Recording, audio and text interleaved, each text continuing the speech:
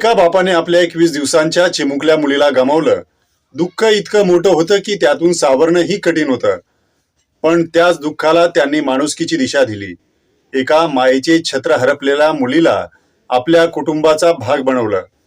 तिचं नाव अवनी ठेवलं आणि तिच्या भवितव्यासाठी आपल्या संपत्तीतील मोठा वाटा तिच्या नावावर करण्याचा निर्णय घेतला. ही कहाणी आहे वर्धीतील एका संवेदनशील अधिकाऱ्याची, अप्पर पोलीस अधीक्षक सोमनाथ वाघचौरे यांची.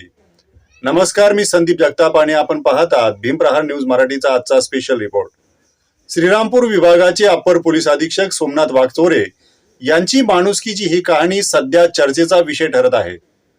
पूर्वी श्रीरामपूर येथे डीवायएसपी म्हणून कर्तव्य बजावलेल्या वाघचौरे यांची भुसावळ येथे डीवायएसपी म्हणून कार्यरत असताना मुलगी अवनी हिचे दुर्धर आजारामुळे अवघ्या 21 दिवसांच्या वयात निधन झाले.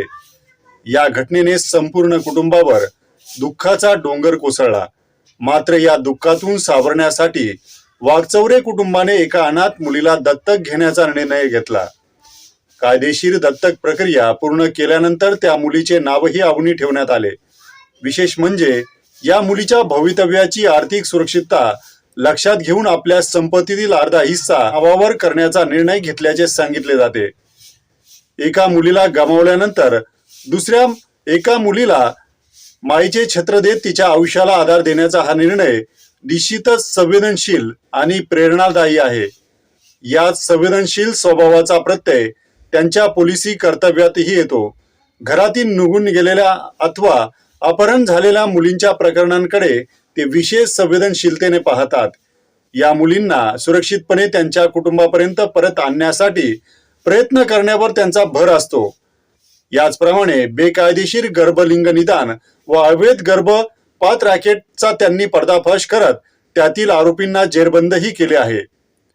पोलीस अधिकारी म्हणजे केवळ कायदा आणि शिस्त नव्हे, तर संकटात सापडलेल्या माणसाच्या वेदना समजून घेणंही तितकंच महत्वाचं आहे.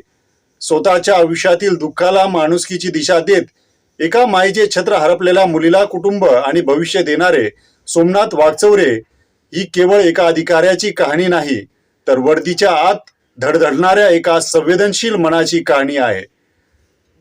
अशा स्पेशल रिपोर्टसाठी पाहत राहा भीमप्रहार न्यूज मराठी. धन्यवाद.